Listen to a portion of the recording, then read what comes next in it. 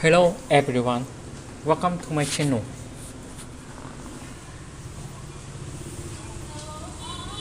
My name is Stella Whitmore, and last year my father forbade me from celebrating my daughter's 8th birthday because, in his words, your brother's kids don't feel special enough lately. He said it like it was weather casual, inevitable, and completely heartless. That single sentence shattered everything I believed about family. My daughter, Lily, had spent weeks drawing invitations and counting down with paper stars on her wall. When I told her the party was canceled, she asked in the smallest voice, "Did I do something wrong?" That night, while my father poured whiskey and my brother laughed in the living room, I packed 2 suitcases, grabbed Lily's hand, and walked out of the only home I'd ever known. We left behind their perfection, their rules, their golden children. A year later, happiness found us again. And when they saw it, it destroyed them. Growing up in the Whitmore house meant living under a spotlight that was never pointed at me. My father, Richard Whitmore, was the kind of man who measured affection like a banker. Every smile had an interest rate. Every favor came with a due date. And my older brother, Ethan, was his prized investment. When Ethan got a B on his report card, Dad said, "He's gifted but distracted." When I brought home straight A's, he said, "Good. That's what's expected." That pattern stretched through everything. Ethan's soccer trophies lined the living room shelves. My nursing degree hung in a hallway no one walked through. It didn't matter that I worked 2 jobs through college, that I paid my own tuition while Ethan borrowed money and forgot to return it. Dad called him ambitious. He called me responsible. Different words for the same invisible role. The one who holds things together so someone else can shine. When Mom was alive, she used to whisper, "Don't take it personally, sweetheart. Your father just wants to be proud." But after she died, pride became the only language he spoke. Ethan became his mirror. I became his mop.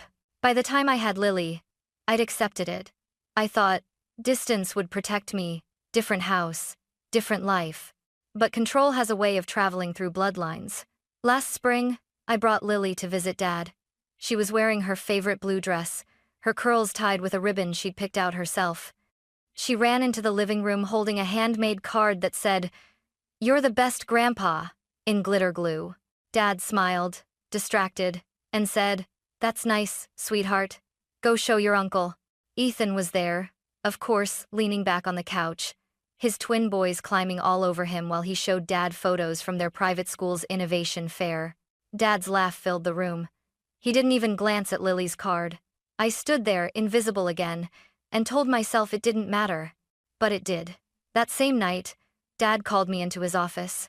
He didn't even look up when he said it. "Stella, you can't have that birthday party for Lily here this weekend." "What? Why not?" "Ethan's kids have been feeling left out. They saw your decorations, the balloons, the cake. It's too much. They're sensitive right now." I blinked. "It's 8 kids and cupcakes, Dad. Not a parade." "You'll understand when you're older," he said, as if I wasn't 33 with a mortgage and a child of my own. And just like that, Lily's joy became collateral damage in their endless competition for my father's attention. Something in me, something quiet but sharp, began to shift that night. It wasn't anger yet. It was recognition. For the first time, I saw the ledger clearly.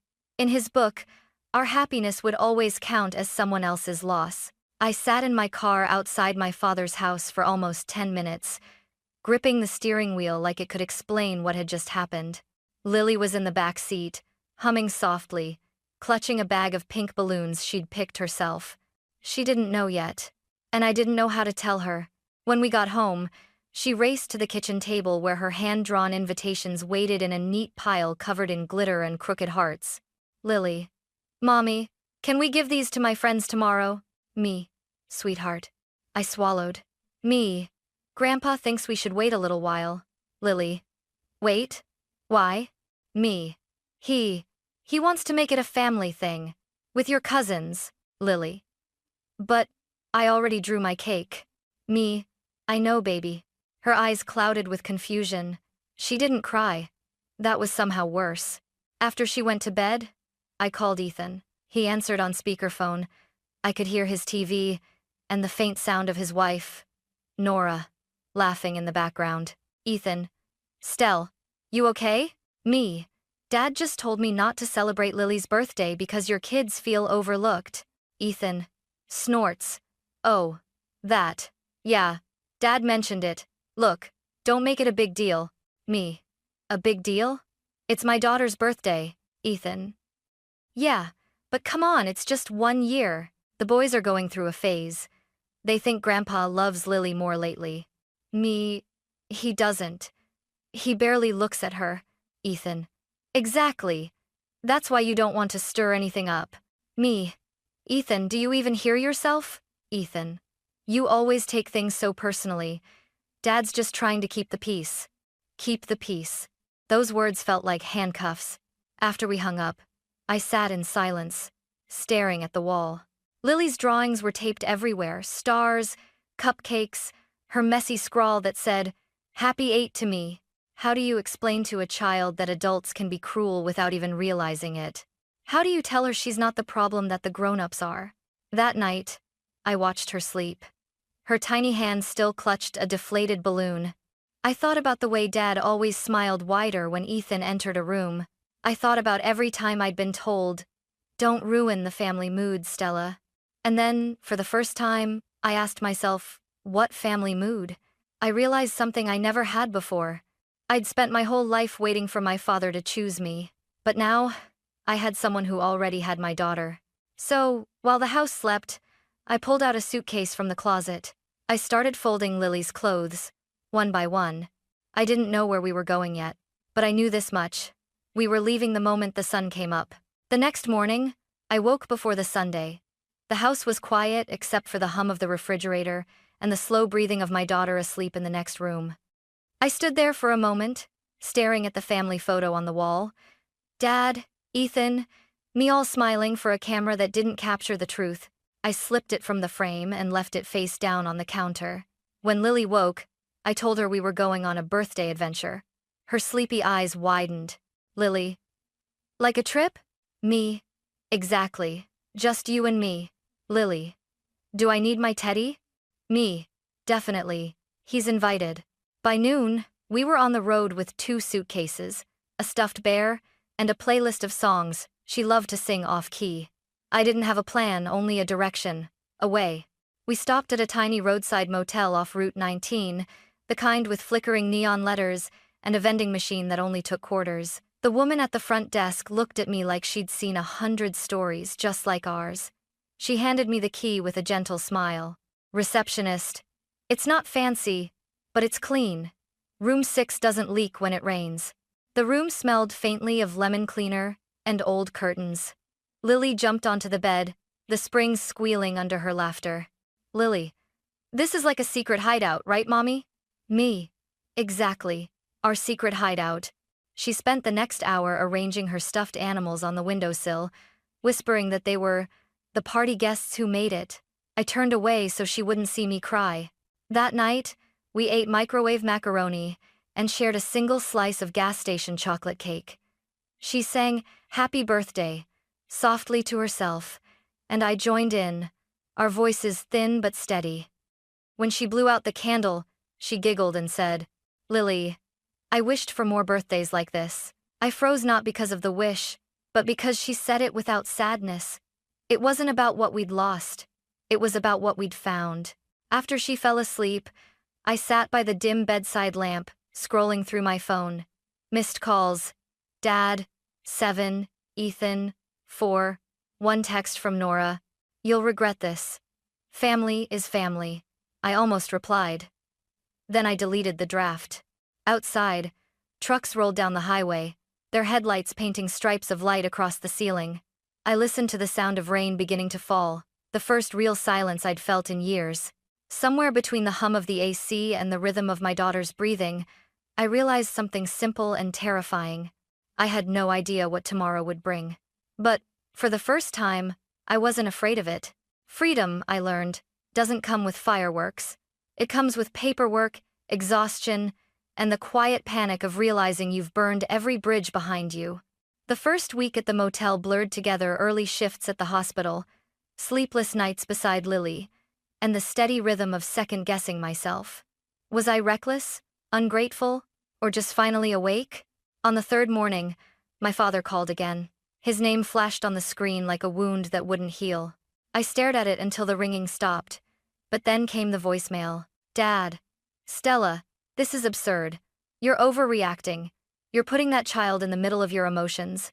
Come home, and we'll talk like adults. I played it twice. Not because I missed him, but because I needed to hear it clearly. He didn't ask if we were safe. He asked for control. Then came Ethan's text. You're splitting the family. Dad's sick about it. Do the right thing. I wanted to throw my phone across the room. Instead, I turned to Lily, who was coloring by the window. She was drawing balloons again, pink, blue, yellow, the same ones Dad had called too much. Me. What are you making, honey? Lily. Our next party. Me. Softly. You don't want to do that with Grandpa? Lily. Shaking her head. No. He said I couldn't have one. So, I'll make my own. Her words hit deeper than any sermon. She was 8, and already she understood what most adults never do. Joy isn't permission someone else gives you. I made a decision that day. We weren't going back. Not to the house that smelled like old power and guilt. Not to the constant measuring of worth. Within a week, I found a tiny apartment near the hospital. 1 bedroom, peeling wallpaper, but sunlight in the mornings. The landlord, an old man with shaky hands, handed me the keys and said, Landlord, door sticks a bit. You'll need to give it a firm push. Me, smiling. I'm good with stubborn doors. Lily and I moved in that weekend, with 2 suitcases and a thrift store couch that leaned to one side. We didn't have much, but we had air that felt ours. Still, the phone kept buzzing. Dad's messages grew colder. Dad, after all I've done for you, this is how you repay me? Ethan, don't make me the bad guy here. You're being dramatic. I stopped replying. Instead, I created a folder on my phone called Weather, just like I used to track storms during nursing school. Every voicemail, every text went there.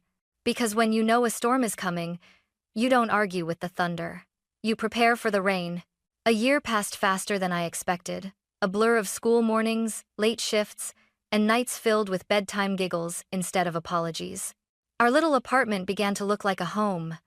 The walls were covered with Lily's drawings, rainbows, cupcakes, a stick figure version of me holding her hand under a big blue sky. She didn't talk about my father much anymore. Sometimes she'd ask, Do you think Grandpa misses me? And I'd answer honestly, maybe. But missing and caring aren't always the same thing.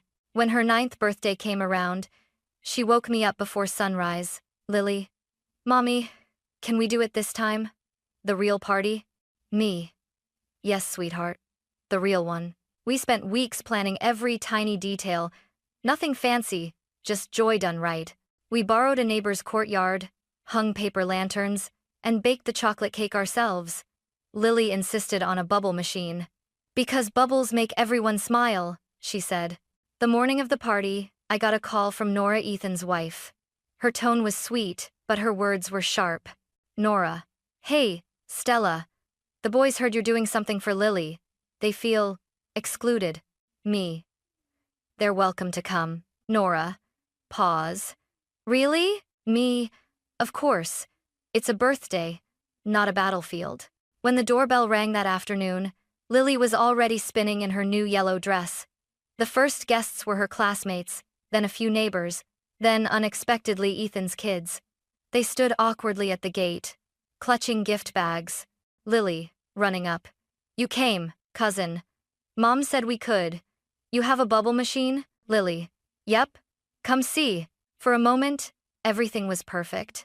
The sound of children laughing filled the air like music. No tension, no hierarchy, just the simple chaos of joy. Then, as the sun began to set, a familiar voice broke through the laughter. My father. He stood at the gate holding a giant wrapped box, and the same stern expression I'd seen my whole life. Dad. I'm here to make peace. Where's my birthday girl? Me. Outside, playing happy. Dad. You didn't invite me. Me. You told me not to celebrate her last year. I assumed you weren't interested. He sighed, pretending patience. Dad. Stella, stop being dramatic. Let's not ruin another family moment. Me. There's nothing to ruin, Dad. You already did that. The look he gave me was the same one that used to make me shrink as a child. But this time, I didn't. Dad. Your brother's on his way. We'll settle this properly. And just like that, peace turned to a warning. Because I knew what settling it properly meant in our family. Making sure I remembered my place. The sun had already started dipping behind the rooftops when Ethan arrived right on cue, like a storm that had been circling all day waiting to break. He stepped through the gate wearing a pressed white shirt, sunglasses still on though the light was fading, and that smug half-smile that always made my stomach tighten. Behind him trailed Nora, looking tense, her eyes darting between him and my father as if she already sensed what was coming. Lily's laughter faltered the moment she saw them. The courtyard went quiet, the kind of silence that hums before thunder. Ethan. So this is it? The rebellion of the century? Me. It's Lily's birthday, Ethan. Not a political protest. Ethan. Funny, Dad said you didn't even invite us. He had to tell me himself. Me. Everyone was welcome. You just needed to come as guests, not commanders. Ethan. Guests? We're family, Stella. Me. Family doesn't issue ultimatums. He scoffed, pacing closer, his shoes crunching over confetti. Ethan. You always do this. Turn everything into a tragedy so you can play the hero. Me. I'm not the hero, Ethan. I'm just done being the side character in your drama. Dad stepped forward then, setting the giant gift box on the table like a trophy. Dad. Enough. We're not doing this in front of the children. Me. No. We're not doing this at all. The kids, Lily, her friends, her cousins stood frozen. I caught Lily's small hand trembling beside me, frosting still on her fingers from the cake. Dad. You embarrassed me last year, Stella. Running away like a spoiled teenager. What will people think? Me. That I finally grew up. His jaw clenched. The old power dynamic, the one that used to make me shrink, flickered, but didn't land. I felt something stronger this time. Ethan. Apologize to him, Stella. You owe Dad that much. Me. No. What I owe is to my daughter a day without shame, without rules that only protect your ego. Dad's voice sharpened. Dad. Watch your tone. Me. Watch your priorities. Lily looked up at me, eyes wide. Lily, whispering. Mommy, did I do something wrong? Me, kneeling. No, honey. You did everything right. You're allowed to be happy. That broke something open in the air. Ethan laughed a hard, bitter sound. Ethan. There it is. The victim act. You always know how to make yourself look righteous. I'm me. No, Ethan. I just stopped pretending your comfort is the price of my peace. He slammed his hand on the table. The cake wobbled, tilting dangerously. Ethan. You've poisoned this family with your resentment. Me. No, I just stopped swallowing yours. And then it happened. He shoved the table. The cake collapsed onto the grass, the frosting splattering across the floor like a wound. The kids gasped. Lily let out a startled cry. I moved instantly, pulling her into my arms. Her body shook against mine, small and warm and terrified. I turned slowly to face my father. Me. Look at her, Dad. This is what your version of keeping the peace looks like. Dad. He didn't mean me. Don't excuse him again. The old man's face flushed red. Dad. You've lost your mind, Stella. You think walking out makes you strong? It makes you ungrateful. Me. Grateful for what? Years of walking on eggshells? Of teaching my daughter that silence keeps the family happy? My voice rose, cracking. The neighbors were probably hearing every word, but I didn't care. I'd been quiet my entire life. Ethan straightened, his voice low, venomous. Ethan. You owe us an apology today. Right here, in front of everyone. Me. You want a show? Fine. Here it is. I turned to the kids, Lily, her cousins, her friends. Me. I'm sorry you had to see adults forget what kindness looks like. But I'm not sorry for standing up for my daughter. Silence. The kind that fills your ears until all you can hear is your own heartbeat. Dad pointed toward the gate. Dad. If you walk away now, don't come back. Not for holidays. Not for anything. Me. That's not punishment anymore, Dad. That's relief. Ethan's lip curled. Ethan. You'll regret this, Stella. Me. Maybe. But at least the regret will be mine. I turned to Lily. Me. Grab your things, sweetheart. We're leaving. Lily, shaky. But the party. Me. We can have another one. A better one. I picked her up, frosting and all, and walked through the gate. My father's voice echoed behind me, full of empty authority. But I didn't look back. The lock clicked as the gate swung shut. That sound small, final, and perfect was the truest birthday gift I'd ever given my daughter. Outside, the air was cool. Lily rested her head on my shoulder, whispering, Lily. It's okay, Mommy. We can make another cake. Me, through tears. Yes, baby. And no one can take it away this time. I didn't know where we'd go next. But for the first time in my life, I knew this. The only family worth keeping is the one that lets you breathe. The night after the chaos, I barely slept. The image of Lily's cake splattered across the grass kept replaying in my head, not because of the mess, but because of what it meant.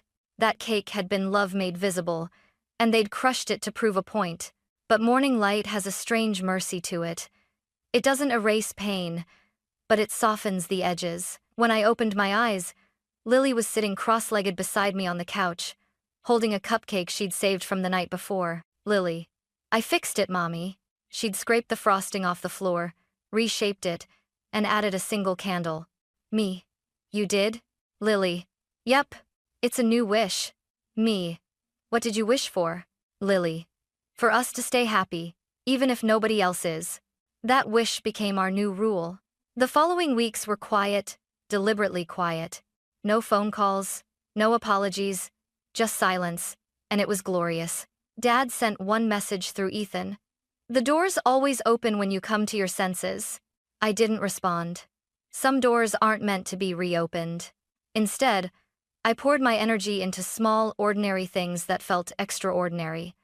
Repainting our living room a soft yellow, taking Lily to the park every Sunday, learning to make her favorite cinnamon rolls from scratch. Our little world grew stronger each day, not bigger, just safer. One Saturday morning, there was a knock on our door. When I opened it, I found Ethan's wife, Nora, standing there with her two boys. She looked nervous. Nora. We were in the neighborhood. The kids wanted to see Lily. Me. Of course. Come in. The children ran straight to the bubble machine in the corner, squealing with laughter as if the past hadn't happened. Nora and I stood watching them, the air heavy but peaceful. Nora, softly. I'm sorry about that day. Ethan's been different since. He can't stand that you're fine without Dad's approval. Me. He doesn't need to understand it. He just needs to see it's possible. Nora nodded, eyes glistening. Nora. Your daughter's lucky, you know. You taught her how to be free. Me. She taught me first. By evening, after they left, Lily climbed into my lap, her hair smelling of soap and sunshine. Lily. Mommy, can my cousins come next year too? Me. Of course. Everyone's welcome as long as they bring kindness. She smiled, sleepy but safe. And as I turned off the lights, I realized the truth that had taken me 33 years to learn. Peace doesn't come from silence. It comes from knowing you can start over, and this time, you don't owe anyone an apology for doing so. A few months later, while organizing a drawer, I found an old key, small, worn, the metal dulled from years of turning the same lock. I recognized it instantly. It was the key to my father's house. I held it in my palm for a long time. That key had once meant safety. Then it meant silence. And now, it meant nothing at all. I thought about mailing it back, but I didn't owe him that closure. Instead, I walked down to the river near our apartment, tossed it into the water, and watched the ripples swallow it whole. The sound was quiet, almost gentle, like the world sighing in relief. That evening, Lily helped me bake another chocolate cake, this one for no reason at all. Just because we could. Lily. Do we need candles, Mommy? Me. Always. Lily. What should we wish for? Me, smiling. Nothing. Sometimes we just celebrate the day itself. She grinned, frosting on her cheek, and blew out the candles with both hands like she was pushing the past away. Later, as she fell asleep, I sat beside her bed, running my fingers through her hair. I realized she'd changed. Her laughter came easier, her dreams seemed lighter.